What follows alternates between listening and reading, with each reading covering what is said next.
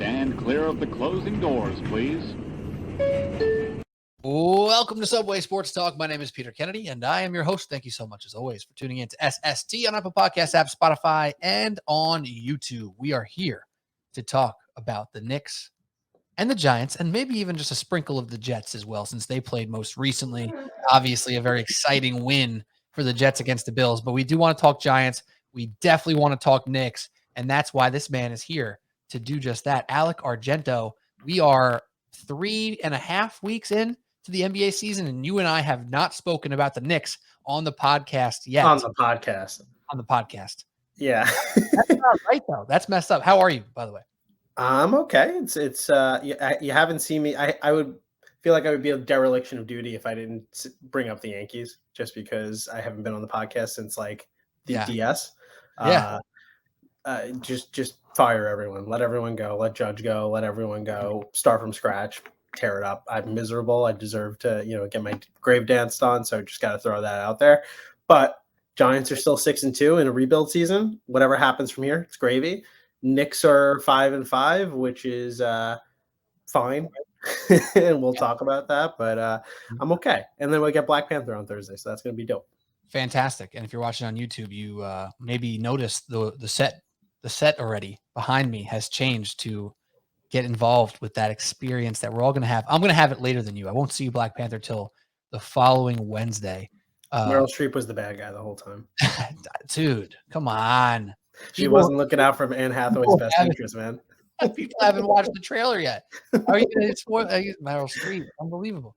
But anyway, on to the Yankees really quick, because I don't really want to spend much time there. I did see something that made me laugh / get annoyed at the same time earlier. And it was Fox Bet Live or Fox Bet Sportsbook, whatever the heck, CBS Sportsbook. There's multiple of them. They said non-actionable Aaron Judge landing spots. And it was like the Rangers plus 400 or the Giants plus 200 and whatever it was. The Astros were plus 600. And I'm like, oh, so this is literally just a fake odds list here to get a comment on your Instagram and not even be able to put it's a non-actionable odds mark. It seems super Bleacher Reporty. It does. It feels very Bleacher Reporty. And I saw that and I kind of chuckled because the Astros were on it. It just made me laugh that somewhere a Yankees fan who is annoyed already saw that and was like, oh, the Astros. And meanwhile, it's a completely fake thing that doesn't matter at all. And I couldn't know how to feel about that. That's one thing that I saw about baseball today. It made me feel very, very weird. All right. Talking baseball. Also, Aaron Judge. Can we just give him the MVP already so I can cash the ticket I put in on my DraftKings 6 months ago? You did it? You do it every year, and it finally hit. Well, Aaron Judge. You do it every year. I think I have put that on. You have. I wish I put it in the beginning of the year. I did wait halfway, so it was only a plus, I don't know, plus 180, maybe plus 200. Still good. I'm not complaining. Not catching. Last thing I'll say about baseball, I put my my Twitter app for the first time throughout this entire baseball season. If you want to shit on me for being a Yankees fan and dancing on the Mets graves and everything like that, go ahead. Deserve it. Good for you. There is one person on YouTube who I believe. Oh man, I might have to pull it up. That dude sucked. That dude. If you're listening to me, you can find his name. That dude has a big old dump in his pants. That guy. I don't know about that. I gotta find it because I thought he had to. The Mets fan. If I'm being frank, was he a Mets fan though? I don't think it was very clear that he was a Mets fan. It was very clear. That dude's Mets fan. He's a Yankees fan though. Very clear about that. That's fine. I am, but at least I own who I am. That dude's got a big dump in his bed. That guy's a baby who sucks his thumb. So. Oh man, I gotta find it. He's been a loyal follower here on the podcast, and here it is. No, it's not Drew Nasty. That's Andrew. It's somebody else. I got Drew Nasty can also. Oh wait, real quick, big old shout out to Drew Nasty who had a baby. So the other half of the designated hitters, big time baby daddy. Yes, congratulations to Andrew Kalani. I probably should have opened that. Bad host, bad friend. Congrats on number 2 for our favorite Drew. That's exciting stuff. And you and I, Alec, we're just sitting here with our dogs. That's all we got. But here it is. I found it. More Jesse. Shout out to you, more Jesse. You're Jesse, more like less Jesse. Am I right? He said the Mets blew it for sure, but we always knew the weakness of this team has been hits, runs, and home runs. That hasn't changed since the start of the season. Your buddy is so salty. That's you. Your buddy is so salty. He's acting like the whole team personally promised him to win it all. Keep the perspective of last season to this season. They didn't promise me anything. I don't give a crap about the Mets. I hope they lose every day. I ain't salty at all. I was grave dancing. That's what I do best. I wrote back, Alec is so salty in all caps, but he is also a Yankee fan who says he hates the Mets more than he hates the Red Sox. So I guess we just can't help him. True. Mets number 1, Eagles number 2. Oh, so nuts. We need to move on. We need to move on right now because I don't want to have that conversation again. It's okay. Right. Anyways, Pete Kennedy, Alec Argento, here to talk Knicks, here to talk Giants, maybe mention the Jets a little bit after their big win. And it's been pretty exciting here in New York. And despite a more mediocre, if you would argue, start to the Knicks season, there's still a lot of things to look forward to. There's still some things to be excited about, albeit question marks. So why not just start with the Knicks and kick that thing right off and get right into it? Big win over the Timberwolves on Monday night. That is very nice. But there hasn't been all rainbows and butterflies. Here's my nugget for you here, Alec. This is a little statistic that I saw that I find rather interesting because the Knicks are 5-5. Their net rating is 15th in the league, right? Which is smack in the middle. And their net rating on a plus minus perspective is 0.0. So you're telling me they're dead even, which their record would represent. Yeah. Very, it's almost bizarrely even. They are very, very average right now. And my question to you, is that the story of this season and this team? Are they so up and down quarter to quarter sometimes that they are just average? That's where I want to start you, and then you kind of take it from there. I don't know. I think it's hard. First of all, 10 games is not representative of anything, right? Like you look around the league, the Heat are under 500, right? Like the Nets are under 500. We don't know what things are going to be come the end of the season. The Jazz are like 8-3, I think, at going into today. So like that's part of it. The Knicks have also look at their schedule, right? Like they've only either played incredibly bad teams or incredibly good teams, right? And then in addition to that, you look at a game like yesterday and you want to like celebrate how great the win is, but they shot in a way that is not something that you can do on a nightly basis. And the game they lost before that was the flip side, where the Celtics shot 27 threes or whatever it was. So franchise record. And that's not representative of the Celtics. Like the Celtics are a good 3-point shooting team, don't get me wrong, but like that's not a game that they'll do again this season. Or maybe if they do, it's once or twice, right? Like they're not going to do that night in and night out. No, they literally set the franchise record for threes in a game. Right. Yeah. So it's just like it's been so like hot and cold, and I don't think you'll get a better understanding until you see a depth of most teams. And even like the teams that they played that are good, they happen to play almost all of their crappy teams at home, and they happen to play all of their good teams on the road, right? So it's just super weird right now, and I don't really know what to make out of that 5-5, what to make out of that 0 on the net rating and the point differential and everything like that.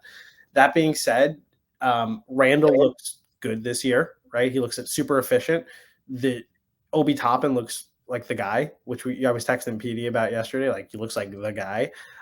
Quickly looks like he's developing more. And RJ, after getting off to a really slow start, as he tends to do every season, apparently, is now being awesome, right? Like he's shooting like 45% from three, and he's shooting like 50% from the field and everything like that. And he's shooting 85% from free throw, I think. These are numbers off the top of my head, so I might be wrong, but I'm pretty sure they're almost entirely accurate. So I don't know. There's a lot to see. And then you obviously have Jalen Brunson, who is a like turnover percentage like machine. He just doesn't turn the ball over and assists like crazy. So I think it's just a matter of them getting a little bit more cohesive. And like, I don't know if you listened to the post-game talk with Randall yesterday, but it's like Rose had that little bit of a leadership moment where he was saying, hey, Tibbs is giving us the green light to shoot threes. Let's shoot threes, which is what they've kind of been reluctant to do. But 3-point defense has been atrocious all season. So that's something they got to work on, but that's something they can work on, right? Like that's something you can scheme for. So that's my initial thoughts. Any questions? Happy to field them. Yeah, well, it's interesting with the 3-point percentage thing for opponents. It's almost like the ghost of season past is coming back at us. That first Tibbs season, nobody was hitting threes against the Knicks, and people were talking about it at length, writing articles about it. Like, is it the Tibbs defense? Is it the effort? Is it luck? And perhaps it was a little bit of both. but that's clearly swung the other direction. Other teams are not struggling to get looks off from deep here against Knicks early on. But to go back to your larger points here, if this was a football season, right? We're at 10 games here for the Knicks. This is a normal amount of games to talk about a football team. We're pretty much there in the NFL right now. You would look through for a team that's mediocre from a record perspective and say, oh, look who they played here. Look who they beat. Look who they lost to. Is this a good loss or a bad loss? They have no bad losses. Now, you can argue the Hawks loss is bad because that's a bad loss because of how it broke down, but it's not because it's a bad team. Not because the Hawks are bad. It's because of how it went. They've lost to Memphis, Milwaukee, Cleveland, Atlanta, and Boston. 5 absolutely. And they've had leads in almost all of those games going into the fourth quarter. Correct. They even played OT with Memphis in opening night, which was a really exciting game. So all of those teams are almost guarantees to make the playoffs. I'd say the Hawks are the only team of that bunch that are not a lock to be a top 6. I think they're a lock with DeJounte Murray, man. They're probably a lock. I would say they're probably. You're very fair. They're probably a lock to make the playoffs as well. So 6 or 5 bona fide playoff teams that you lost to, and then you have some decent wins. When you beat Philly, even though they're a little banged up, beating Minnesota, even though they're off to a slow start, is still a good win. Yeah, Detroit, Orlando, Charlotte, whatever. But as we said in years past, the Knicks have to beat who they're supposed to beat. When they made that run to the 4 seed 2 years ago, that was the key to their season. It's beating who you're supposed to beat, whether you're a 2-point favorite or a 6-point favorite, win the game, and then go 50-50 against the teams that might be better than you. And boom, you're in the playoffs, right? It's something that they haven't done for a really long time, but they have to do it from here on out. They have a relatively interesting stretch coming up with Brooklyn on Wednesday night, Detroit, Oklahoma City, Utah, Denver, Golden State, Phoenix. So it's like not it's the same story. It's like it's good teams, bad teams. It's like nothing in between. Right. And some of those bad teams there happen to be first in the Western Conference. Shout out to Utah Jazz, who are 9-3. So again, it is very interesting to see how mediocre they are from an outcome perspective right now, based off of playing really good teams and really bad teams. So I want to see them play some of those teams in their realm, some of those like 6 through 10 seeds in East and West, and then see how they kind of stack up from there. Right. Once they play like the Raptors, once they play the Heat, I mean, even the Nets, honestly, for 2 degrees too. Absolutely. Yeah. And because now we can really see what we have in the Brunson-Barrett-Randall combo. And before you get into Brunson, because obviously that's been a big talking point in the early parts of the season, it was the big offseason acquisition. Randall's kind of been talked about. I kind of want to start on RJ Barrett. I saw such a aggressive discourse online that I thought in the first couple games. The internet hates RJ Barrett. And it's weird. It's a weird thing. And I'll ask you this. Is it because some of the analytics aren't always kind to him, and that gives online people just a chance to vulture in? Or do you think it's legitimate questions about his game and his skill set? I think he's always playing an uphill battle because he gets off to slow starts, and that's going to be reflective into the analytics. That's going to be like RJ Barrett is the quintessential player where it's like, if you take this game out of it, look at his stats, like that's who he is, right? So he if you look at his first like 3 games, he was kind of dog shit, right? And if you take those out, he's been incredible. Like that's what the MSG stats always show up, is like in the last 7 games, and not including the first 3, he's been shooting like 60% from the field and 50% from 3 and whatever. He's just a guy who's going to have like some pretty low lows.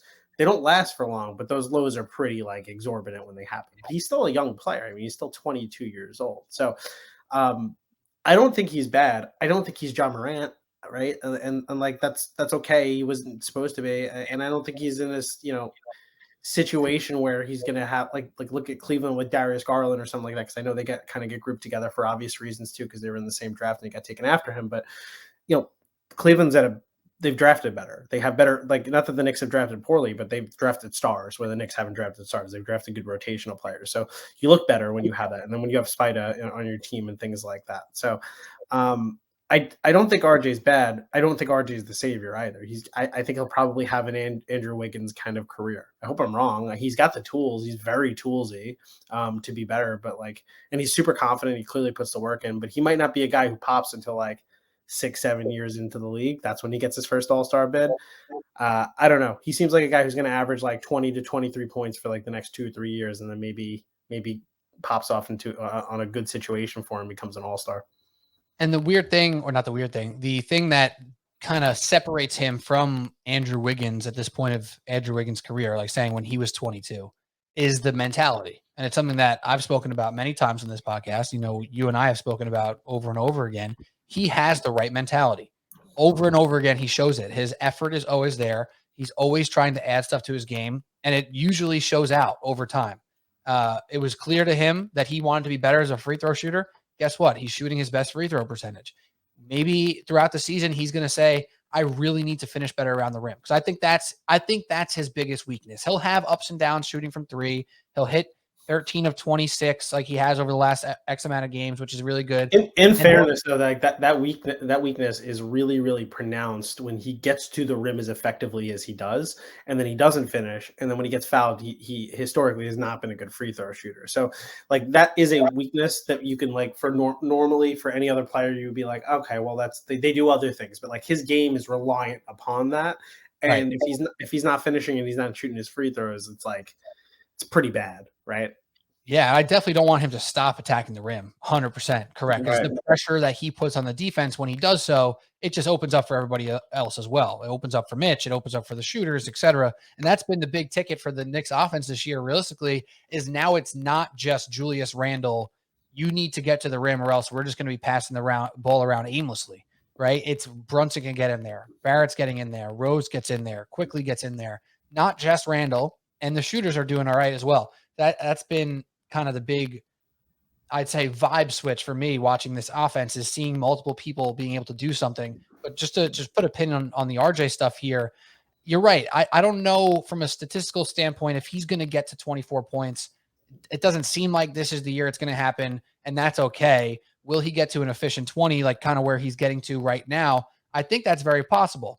Now in New York, if you're winning and you got a guy averaging 20 who everyone likes, maybe that can get you an all-star appearance. But nonetheless, I think it's okay. I do think that the online reaction to his slow start was way too aggressive and frankly surprising based off of how happy people were that the Knicks didn't trade him for Donovan Mitchell and how I think part of it is too is that you're no longer the guy on the rookie contract, right? Like you're now the guy on the 120 million or whatever it is. And I think he's deserving of it, but people reactively look at that number and they think it's 2006, right? And like that 120 million is an outrageous number for someone in his age group, but it's not. When you look at like Tyler Hero getting more money around the same thing and everything like that, and that kind of dichotomy switch once you have the money and you're not just the rookie who has the potential, like now it's kind of put up or shut up time. If you're not doing it immediately, it becomes super problematic. And I see a lot of Knicks fans turning on RJ now too. Just like it's kind of what happens. Like now we expect you, fourth year player, to immediately just like you're good to go. You're ready to lead us to like the playoffs and be our best player and things like that. And he's just not there yet, which is fine. Again, he's 22 years old, but it's just I think that's where that kind of mentality comes from. And here's some stats for you as well on the RJ Barrett front. This is from Basketball Reference. We have his percentages within certain points of the field. So within 3 feet, from 0 to 3 feet from the rim, he's right now on a career high pace, 67%. So we're talking about those numbers inside the paint, near the rim. He's actually shooting as good as ever, better than ever in his career. Then from 3 to 10 in that mid-range, he's at 35%. Not great league-wide there, but is the best number of his career. Where he's struggling right now is in the deep mid-range and from three. The three-point percentage is still 29%, even though it's been way better over the past five games. And then the deep mid-range is 22% and 33% from 10 to 15 and 16 to 3. So the jump shooting is the struggle, but I do think that goes back to the slow start. He's clearly picked it up inside. It's starting to pick up outside. And we're having this conversation today, Alec. There is a chance that the inside stuff stays good and 29% becomes 36%, and that 20 points per game does become 23 points a game, a leap that we didn't really think possible. Yeah, for sure. I think it's going to be dependent upon the cohesion that the team has too, right? You give him wide open looks, he usually makes the wide open looks, right? Like and like his play isn't to be the guy who makes contested threes. That's just not who he is, and that's fine. He can do that. The play is for Jalen Brunson and Julius Randle to break it down enough so that they can kick it out to RJ and hit a wide open shot. So if you do that and you're playing crappier teams who don't play good defense, he's going to hit it better, and it's going to just kind of skyrocket in and of itself, right? Yeah, 100%. And let's talk about now Jalen Brunson here for a little bit. We already kind of spoke about Randall and how much better he's been as a leader and more consistent as a player that he was last year. But I don't think we need to spend a ton of time on who Julius Randle is. We kind of know what his absolute high end is like from 2 years ago. We kind of know what his absolute bottom is from last year and then 3 years ago. We're definitely trending towards the better right now, so we don't really need to discuss that. It looks good on the Randall front. On the Brunson front, can you possibly, for the listeners at least, calibrate what you were expecting and then now what you've seen over the first 10 games? What I was expecting was a bust, because the Knicks historically signed busts, right? Like, so I would say I'm pleasantly surprised. He is, I'm comfortable in saying he's the best point guard we've had in the past 18 years. And I think that's what, a pretty reasonable thing to say. That's not, that's as much of a compliment to Brunson as it is as an insult to the point guards that we've had in the past 18 years. He is super crafty, and he slows the offense down. He kind of brings a presence of patience, which is exactly what the Knicks need. He is incredibly limited on defense. He tries his hardest. He's a hustle guy, but he can lose you a game on defense just as much as he can win you a game with the other stuff. So it is a trade-off. So it gets tough to watch when he's matching up with John Morant, for example, or something like that, right? Where John, going into that game, like, John Morant's putting 45 on you. DeJounte Murray's putting up 35 on you. And it's going to be like that as long as he's here. He does the little things. He'll take a good charge for you. He'll steal the ball for you. He'll get in the passing lanes and everything like that. But if he's in somebody's face, it's nothing, right? And they're gonna drain the shot in front of him. So that gets tough. But his footwork, I don't think I've ever seen anybody with footwork like him. He could teach a clinic to centers on how to work in the paint, because he's just that good, and it's ridiculous to say. On top of that, his turnover rate, like I said before, is outrageous. I don't have the number in front of me, but he's had 2 periods where it was 15 assists to no turnovers, and then I think yesterday they said it was 35 to no turnovers, and then I think he had a couple in between those 3-4 game stretch. That's what we need, right? Just get inside, kick it out, make the right reads, do a nice pick and roll, which we never did beforehand, and he's utilizing that. And it just seems like he can create us a modern offense. And as an aside, I actually do want to give Tibbs a lot of credit this year, because he's kind of breaking the mold for what he's doing, and having someone like Brunson, I think, allows Tibbs to be a little bit more experimental, right? Because you know what you have in your team now. You know what they're capable of. You have someone who's established like him and brings an element to the game that the team just hasn't had in the 3 years or 2 and change that he's been here. So it's nice to see what Tibbs can do now that Brunson is here, and he has a healthy Derrick Rose, who doesn't have to play 35 minutes a game, right? He can plug him in for 11 minutes a game, a really effective 11 minutes a game, and then kind of screw with the rotations as he needs. And then Quickly's also been awesome this year too. So he's got options at point guard, which he's never had since being here. With the Brunson thing, just before I forget, 4.2 assists to turnover ratio. So 4.2 assists to every turnover. Pretty good. Pretty good. Impressive. Pretty freaking impressive. On the point guard front, you're 100% right. As much as it is a compliment to Jalen Brunson, it is way more an insult to the Knicks organization.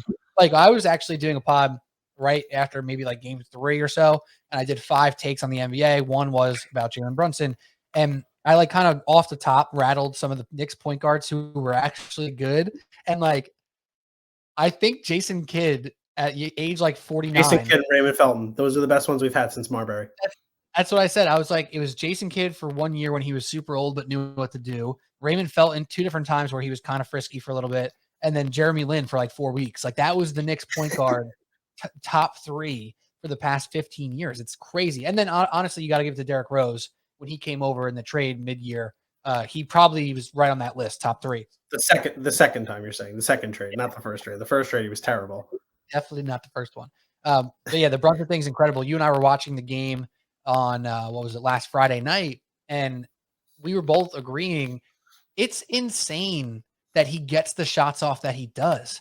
At his size at his arm length, at his everything, his athletic ability, the fact that he even gets these shots off is impressive enough, and he makes a good clip of them. I don't understand how he does it sometimes, but you're right. It's the footwork, it's the balance, and it's something that you would almost think he's going to have forever, right? Like I could see him being 36 and still doing some of this stuff. Maybe not. He's going to be a good vet. He's going to be a good vet on a good team. Like he's the opposite of Russell Westbrook, right? Like where Russell Westbrook was just all athleticism, and you know that there's a ceiling to how many years you can do that. Whereas someone like this he won't. I mean, you'll always lose the step, but like he's gonna add value to a team for the rest of his career as a backup point guard when he's like 34, 35, something like that.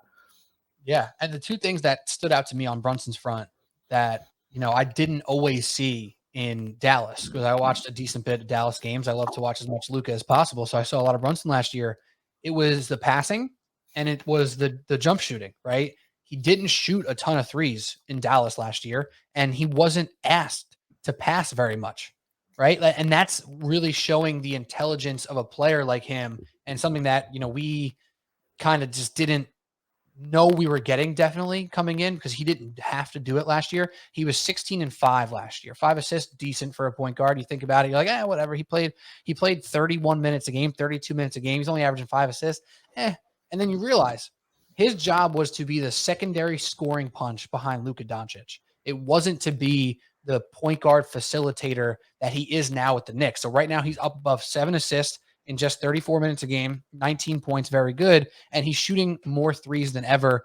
And it's a little bit negative right now, 31%, not great, but he's shooting more of them, and he looks comfortable doing it in different spots with step backs and all the different types of stuff. So I think that is going to grow over the course of the season. And maybe the turnover percentage won't stay as special as it is right now, but it really seems like he has a grip on this offense and is allowing them to be consistent enough, right? So when they're getting into trouble, they're getting a little stagnant, they're not hitting shots, whatever. But when Jalen Brunson's running the show, they have something to fall back on now other than Julius Randle ISO possessions. And that in and of itself is such a huge win that almost can't even really be, calculated for when you're looking at this team. Yeah, I know you don't want to talk about Randle, but No, I don't not want to talk about it. I just Randle has still, like, I noticed it last game when I was watching. If he gets the ball still dies in him, right? It's still spin move McGee over here. It's still dribbling into traffic and doing it. And it is tough to watch. He's been incredibly more efficient than he was last year and everything. He's still turning the ball over 5 to 7 times a game, right? Like you can't have that. I don't know what you got to do there, but like you just brought it up, so I wanted to bring it up. It's infuriating to watch, and it will never not be infuriating. And it's never been effective for him to do that, and I don't understand why that's his like main game. It's one of those things too that I think like basketball Twitter and Instagram don't help, right? So you see some of these people who don't want to be analytics guys. Like it's their goal to be anti-analytics, and they'll be like, "Oh, the eye test is the most important." Well, eye test can really lie to you, right? Like if you see highlights from Julius Randle's night on a random Tuesday or Thursday night, and you can say, "Oh, look at that ISO play. Look at that fadeaway from the elbow. Beautiful spin move, like great finish, whatever." Like Julius Randle, man, he's got the skills. You have to look at some of the stats too. And that's where it's so important to balance both of it, because Twitter basketball and Instagram basketball really are only going to show you the highlights of Julius Randle and not show you that, we just talked about Brunson's 4.2 assists to 1 turnover. Randle's averaging 3.3 assists and 3.1 turnovers per game. Like, I don't care how many beautiful, fadeaways he hits from the elbow, especially if he's shooting, not an incredible percentage. If he's turning the ball over as much as he's assisting it, because I found 2 years ago, the best part of Randle is that he was a little bit of a point forward, maybe not a full-fledged point forward where he could, truly run an offense, but you kind of trusted him to make a good pass and set some of his other guys up. That's something that's just not happening as much as it used to. No, on top of that, another thing Randall's doing, and again, it's something if you notice, like it's funny. We started this off by saying how like the Knicks are dead even on everything. As much as I have good to say about every player on this team, there's also something that's glaringly obvious. It's negative, or as many things. There's just as many things that are negative. Randall also has been horrendous at 3-point defense. I feel if we're talking about the eye test, I feel like 90% of the plays that blow up where somebody's wide open is because Randall blew his coverage or something like that too. So he's got to tighten that up. I think he's focusing too much on being efficient. I think that's like his game this year, and that's when he wants to come in. I mean, he seems like he's a positive presence in the locker room though this year, which is a huge difference, right? I guess that's probably the most important thing for him, but like that's something you had to clean up. He's been terrible on rotations this year and just leaving guys wide open on the perimeter. And if it's not his guy, it's because he blew a coverage or something like that. Couldn't have said it better. Couldn't have said it better. That's been the defense's story really as a whole this year. And it's not just been Randall, but it has been him. And let's talk about some other guys now around the team here. I kind of want to start with Cam Reddish because defense jumps out to me when speaking about Cam Reddish here. It's been feast and famine, and some more feast than famine, I'd say. I think his defense has been impressive this year. I think I've loved his energy defensively, but he's kind of a gambler. And I'd actually I'd rather him be a gambler than somebody who's just timid, standing back in the corner, waiting for someone to come to him and allowing open shots, because he's made his share of impactful defensive plays, right? So every time he misses a passing lane, he's actually picking off a pass. So it's a little bit of give and take, but what has been your thoughts now on Reddish? I know you said something to me in text or in person the other day about what you think should happen with Reddish. So go ahead. Oh, it's funny. Feast or famine is incredibly accurate because he's a guy who I'm comfortable taking a three, like at this point. But if he has his eyes on the basket, he is absolutely driving to the hoop. Like he's not kicking it out. That ball is going to the hoop, and he's probably going to miss it, and he's not going to get a foul. So it's really tough. His defense has been definitely above average. I wouldn't say it's been like good. I think it's been above average. I don't have the analytics or anything in front of me. I'm also not a big defensive analytics guy. But I think it's good that I'm not terrified of him getting the ball like I was last year. I want him to be traded. I think this is the top value you're going to get for Cam Reddish on a team that has no room for Cam Reddish. You're able to showcase him a little bit. Quentin Grimes is clearly the starter going forward for the Knicks, not just because they moved Evan Fournier to the bench role, but because by all intents and purposes, it seems that Quentin Grimes was the big stopper for the Spider trade. So if you're not willing to trade him, that means he better be starting, and I think that everyone knows that. So if he's starting and Evan Fournier is coming off the bench, and you got plenty enough people who can fill in at the wing for you on the bench for a rotation spot, you got to trade him, and you're not going to get better value than you're getting right this second. His ceiling is where he's at right now. This is just who he is. His ceiling and his floor are like right here. So get rid of him, trade him, and recoup some assets on that one, because that trade made no sense when we did it, and it hasn't really come to benefit whatsoever. And coming into the year, he probably had no trade value, right? Because the last he saw of him was pretty bad for the most part. And I do think this year he looks more comfortable going to the rim, even if it's, he's not going to make the right pass or anything like that. He looks a little bit more fluid. That was a big, weird thing for him early in his career. He would just have these wild drives to the rim where he's not in control of his body.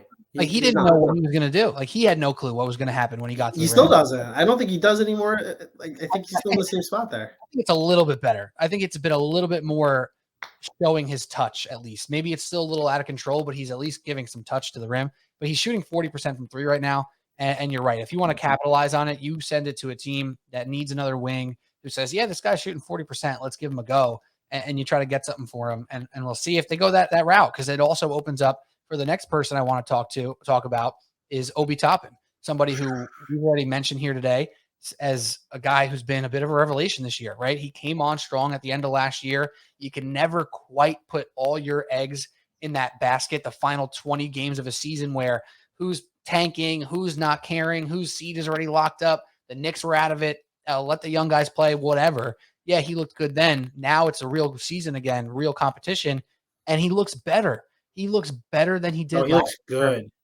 He looks really good. And the counting stats aren't that impressive because he's only playing 18 minutes a game, but he's at 11 points per game, and he's shooting 42% from three right now.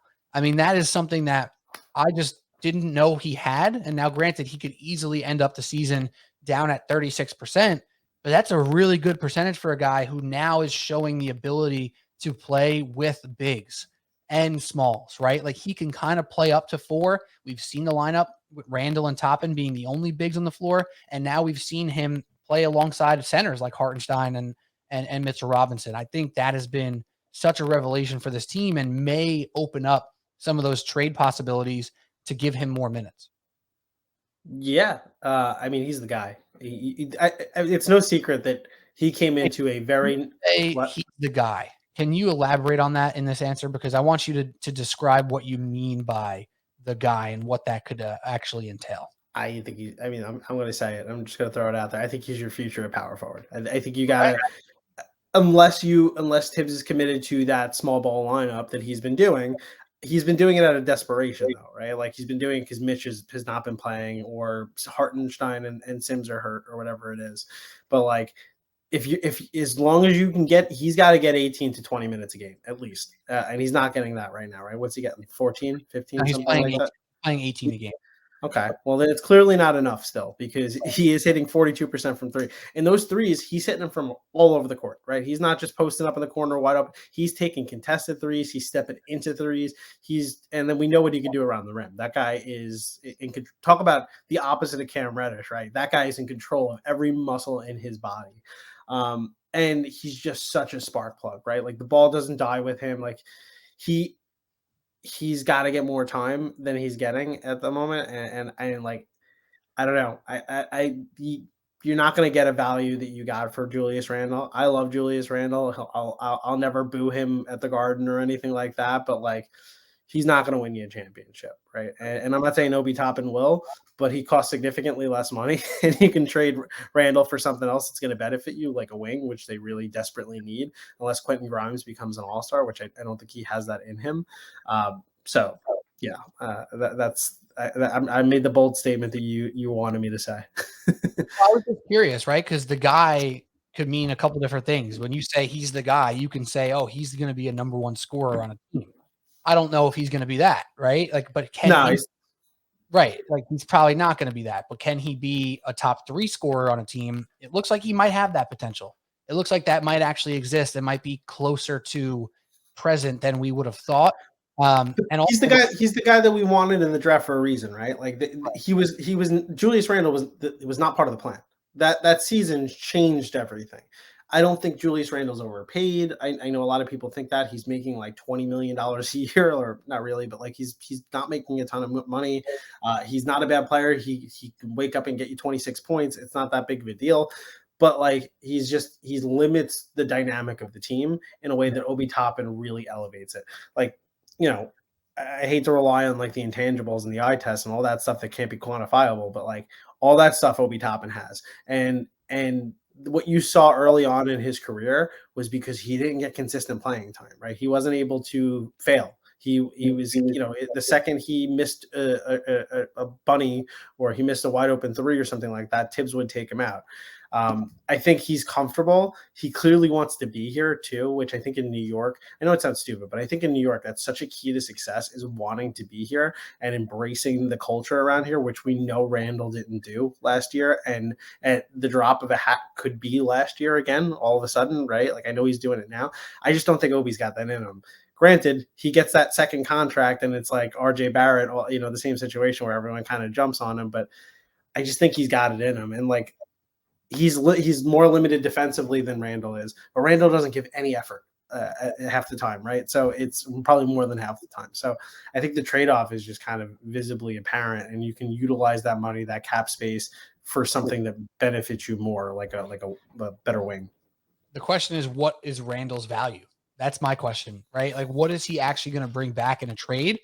I don't know who's going to really want to trade him and give something up that's really impressive, right? Like, you may have to trade him for a really low end first, and maybe that's good enough, and some salary filler, an expiring deal, or whatever it may be. And that's the question mark there. But he can't get off his contract because it doesn't make any sense for the team anyway, because they're still going to be over the salary cap. So like, you maybe a sign and trade or something like that, right, at the end of the year, because you're gonna like he's got enough money to fill in for something. You need a contract. You need contracts like that in the NBA on your team to move for things when they become available. He can be traded, and especially as more and more years come off of his contract that he has and things like that, he'll actually have more value, I think, as time goes on. That is definitely the key. Like the power of an expiring deal is enormous in the NBA. That's the difference between giving up a pick and getting a pick, literally, right? Like if somebody has 3 years, you might have to attach a pick in order to get rid of somebody. If somebody's on their last year of a deal, that means you might get something in return. Like look at Russell Westbrook right now. The only reason he has any value is because his deal is expiring. Well, It's the because only it not only is it expiring, but you can now have $45 million off your books. Like the bigger the bigger the contract and an expiration year, straight, that's enormously beneficial to the team. Yeah. And last thing on Obi, one thing I love what he brings to the table so much is the fast break ability. Yep. Not a lot of players on this team are really fast, and not a lot of players on this team are big north-south fast break guys. Like Barrett can get out there every once in a while quickly. If he gets out there, he's not really looking to finish by the rim. He's more prone to a pull-up three or looking to dish, right? Like Mitch is a center. He's not really getting the ability or the chances to get out there and fast break very frequently. Randall's not that guy. Derrick Rose can do it on occasion, but you're not going to rely on that all the time. Obi's the only guy really on this squad who can consistently get out on the break and finish big. He's the only one. And that's absolutely something they've been missing for the past 2 years. You also, one thing about Obi that we don't have, maybe Brunson to an extent too. Obi's the only person on the team that is automatic from a certain range. Obi around the basket, he's scoring. You can throw it up to Obi. Obi can shoot the ball, do a little baby hook, or just posterize someone like that, and he's going to do it down. Like it's you can't say that about anybody else on the team for any aspect. You don't have a 3-point shooter that's going to be like, yeah, they're absolutely going to make a wide open shot, right? You don't have someone who's going to be killer from mid range. You don't have anybody who does fadeaways that you're going to be doing. Maybe Brunson when he's like the mid range, yeah, but not even like deep mid range or anything. Like maybe like 6 to 10 feet away from the basket. He's probably. I feel really comfortable that he's going to make that with the footwork that he has, or make the right read for it. But like, you need guys that are like experts at one thing, at least one thing on the thing, and he is that. Like he just naturally by his athleticism, he is an expert at like that 0 to 5 foot range around the hoop. Yeah, and hopefully Grimes can become one of those 3-point shooters. Sure. Well, Obi's also really good without the ball in his hands too, which is another thing that we don't really have a lot of. People who can move around, get to an open spot. That's really beneficial to a team to have people like that. Yeah, all the backdoor cuts, and it goes well. It goes well with guys like Randall and Brunson who get in the lane, pull it back out, and then all of a sudden a cut behind is open. Right. So yeah, I mean, I think there's a lot of good things to look at with this team.